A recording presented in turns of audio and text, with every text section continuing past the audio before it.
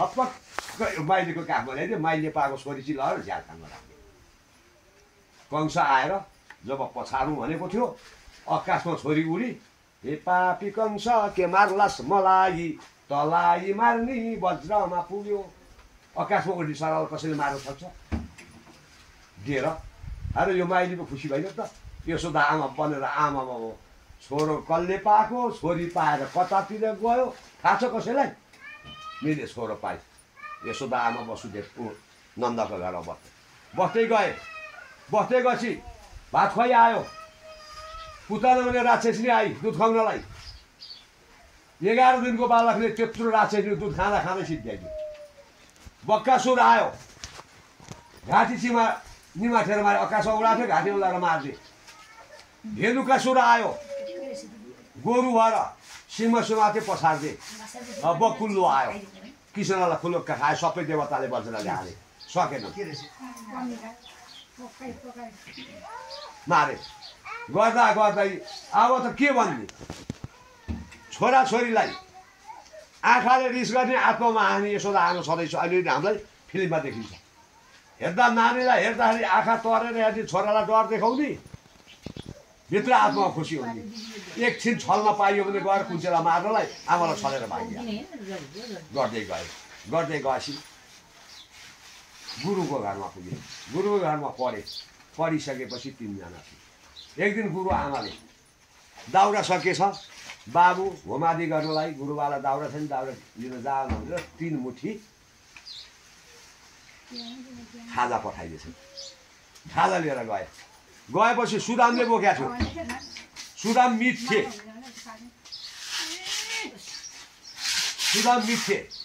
पानी बेसरी पर्यो जङ्गलमा पुगेपछि 3 जना 3 तिर भयो नि त 2 फाका खाइसकेछन् एकै मुठी दिएको थियो एक फाका म होइन मिज्यू के हाले सुदाम त मिठे के खाएको मिज्यू केही पनि कुखुराले खाएको फ्लुट्टे खायो केही पनि होइन भने 64 दिनमा पढ्ने जति कुरा पढिसकेर कसरी पढ्यो होला बन्ने जति कुरा 64 दिनमा पढिसकेपछि गुरुबा पढाएको ज्याला कति लिने हात जुन्नु पर्यो परेन गुरुदक्षिणा दिनु पर्यो नि के भने त्यो चान्दी तिमी गगन ऋषिले के भन्यो भनेदेखि मेरो छोरो अलिकति कुरा गर्नु मेरो छोरो उ त्यो सुनको भुटिया ढुक्नमा डुबेर मरेर ल्याइदिया मरेछ त्यही ल्याइदिए पुग्छ बाबु मरेको छोरो कसरी ल्याउनु त बाबु सक्छ स्याहार्नु त ल्याउनु सक्दैन पहिले मरेको छु होइन भएपछि त्यही ल्याएको थियो 64 दिनमा भएपछि अनि गङ्गामा लानु कृष्ण गङ्गालाई गङ्गे गगन ऋषिको पुत्र शान्तिदेवी यहाँ तैँले डुबाएर मारेछ यसले हो प्रभु मैले होइन शङ्खचूर्ण भन्ने एउटा राक्षस बसेको छ उसले पो मारेको पानीभित्र पस्ने के त माछो होइन त अब मत्स्य अवतार माछो भएर गएर शङ्खचूडलाई मार्नुभयो हेर्दाखेरि छैन अहिले शङ्ख त्योबाट उत्पत्ति अनि त्यो शङ्खचूडको शङ्ख लिनु दाहिने शङ्ख लिनुभयो त्यहाँ छैन त यमलोकमा जान्छ गएपछि यमराजको दूतहरू बसेका हुन्छ नि ढोके पालेहरू जानु हुँदैन हजुर भने औ त्यताबाट त्यो शङ्खचूडा दाहिने शङ्ख टु 12 बजेपछि त यमराजको सिंहासन खिचेन नि त चट्ट अब यस्तो सिंहासन त्यस्ता पुर्याएपछि प्रभु कति कामले आउनुभयो मैले के सहयोग गर्छ यमराज फर्किन् त गगन ऋषिको पुत्र शान्तिदेवी यहाँ छ भने छ हजुर छ मलाई दिएर कसरी लाग्नु आत्मा पो छ त शरीर छ त छैन नि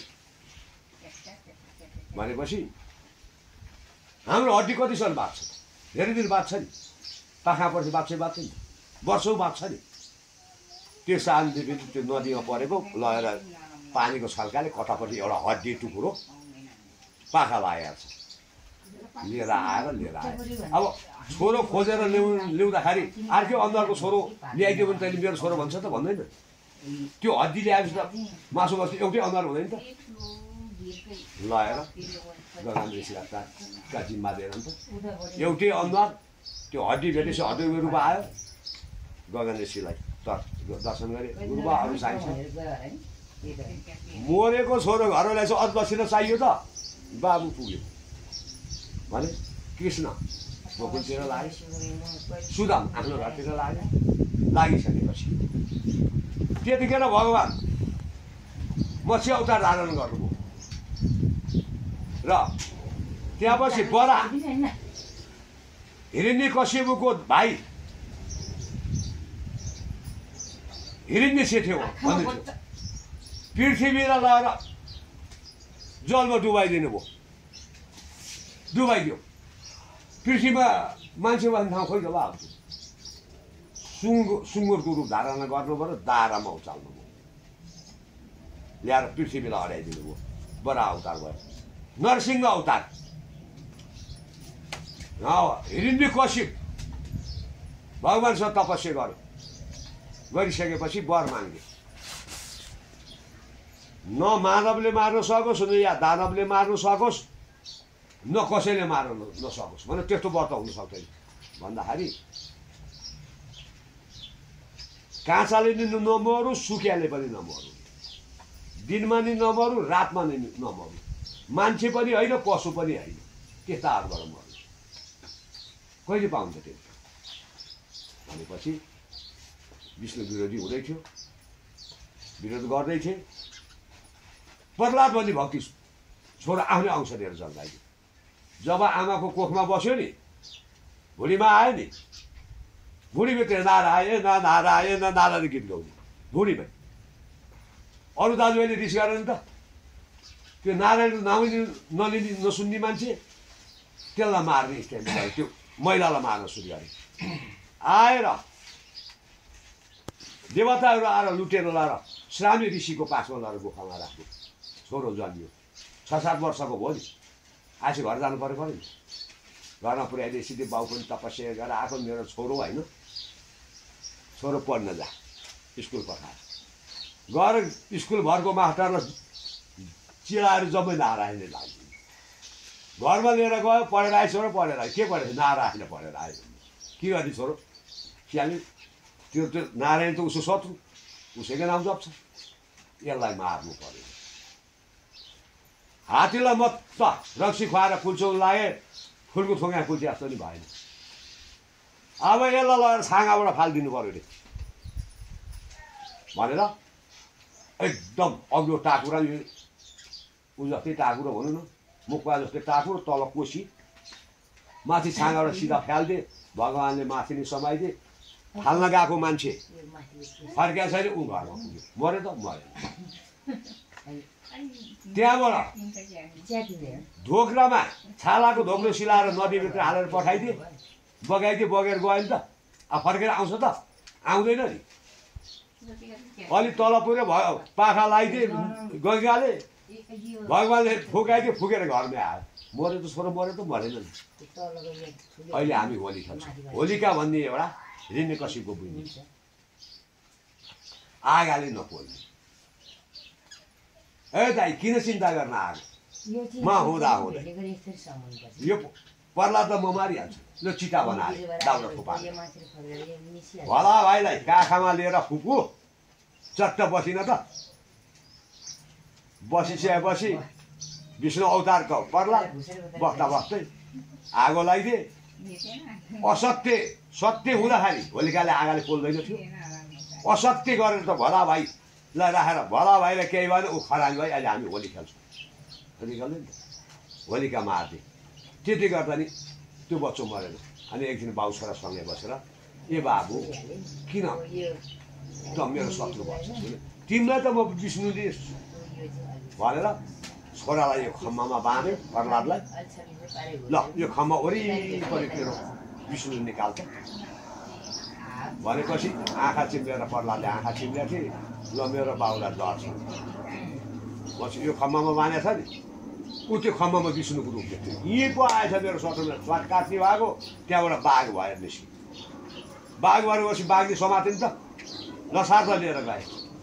ल लडाइँ भयो। लडाइँ भएपछि के भन्छ, म रातमा नि मर्दिनँ, दिनमा नि मर्दिनँ, बाहिर पनि होइन, भित्र पनि होइन, आलो पल्ली पनि होइन, सुक्याले पनि होइन, मलाई कसले मार्न सक्छ, काखमा लडाछ भनेपछि त्यतिखेर हिरण्यकश्यप यो नरसिंहले भने ढोकाको सगारमा यो बाहिर कि भित्र त ढोका छ, बाहिर पनि होइन भित्र पनि होइन दिन पनि होइन घाम हतासी दिन कि रात त त्यो दिन पनि होइन रात पनि होइन म आलाले नि मर्दिनँ सुकियाले पनि मर्दिनँ यो न काँचो कि सुकिया भए यो माथि काटेर दुख्छ त काट सुकिया भन्नु भनेदेखि खुरुखुरु पलाएर यति लामो घर जान्छ काँचो भन्नु भने दुख्नु पर्ने नि काँचो नगरा घुसार फेरि नै कसरी र पर्लालाई राज्य दिनु र आफू हेर्ने गर्छ त्यहाँबाट बामन अवतार परशुरामको त्यो पशुको प्रह्लादको छोरो विभीषण विष्णु भक्ति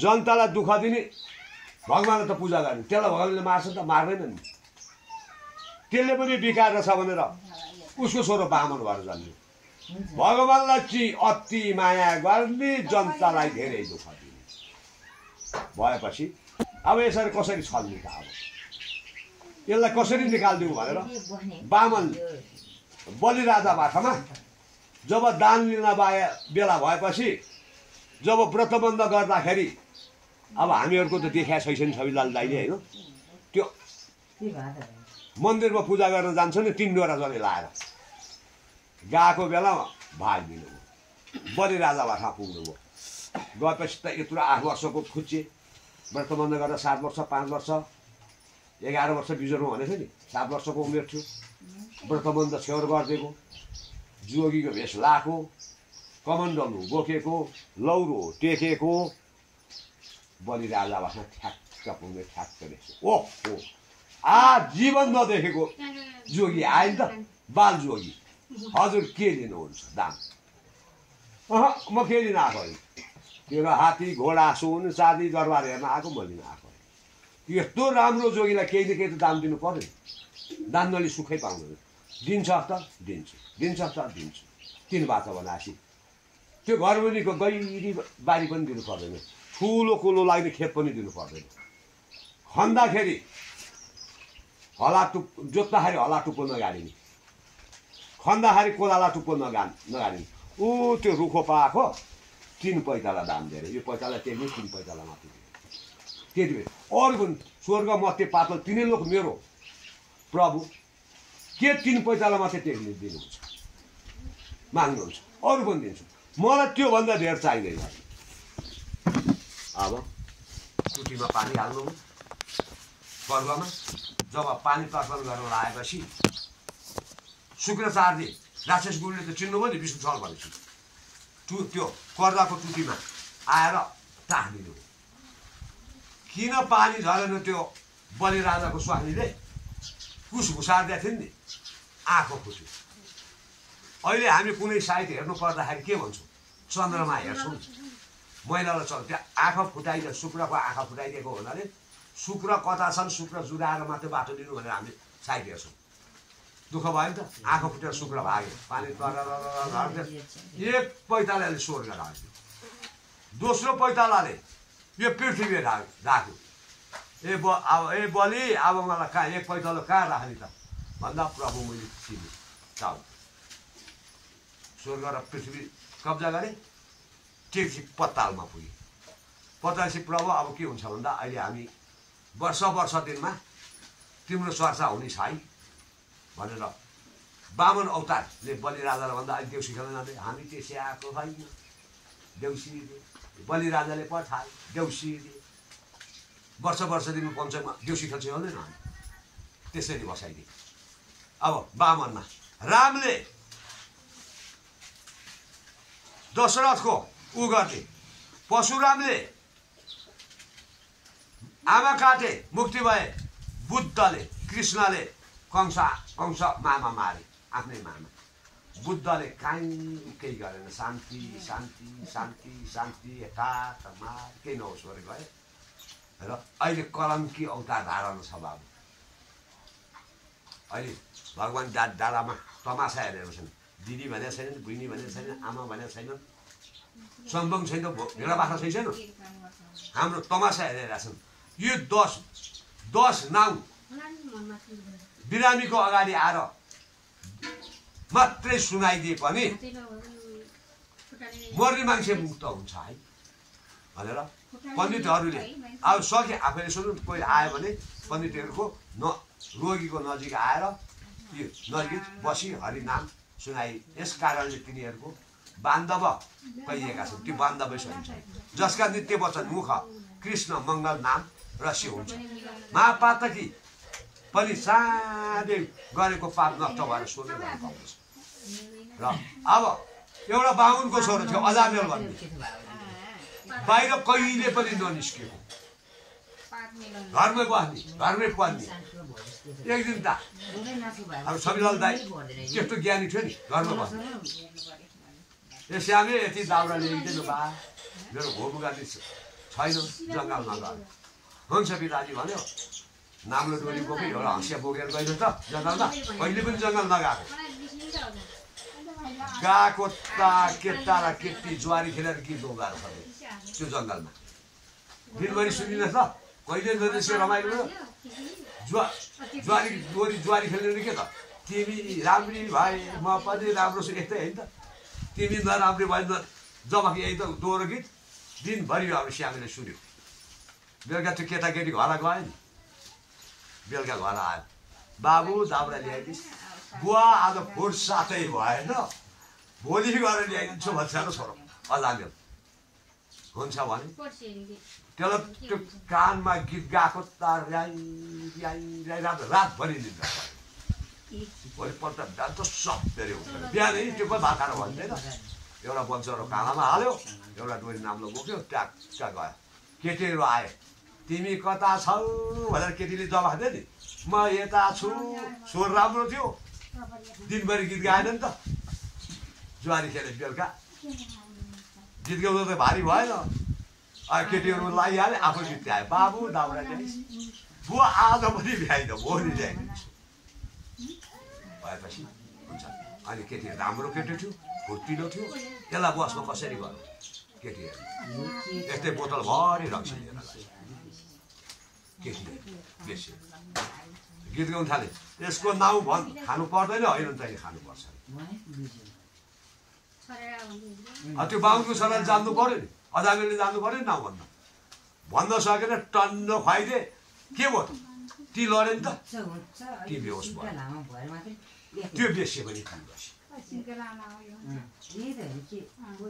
काम भयो नि त। बस्दा बस्दै 5 भाइ छोरा त्यही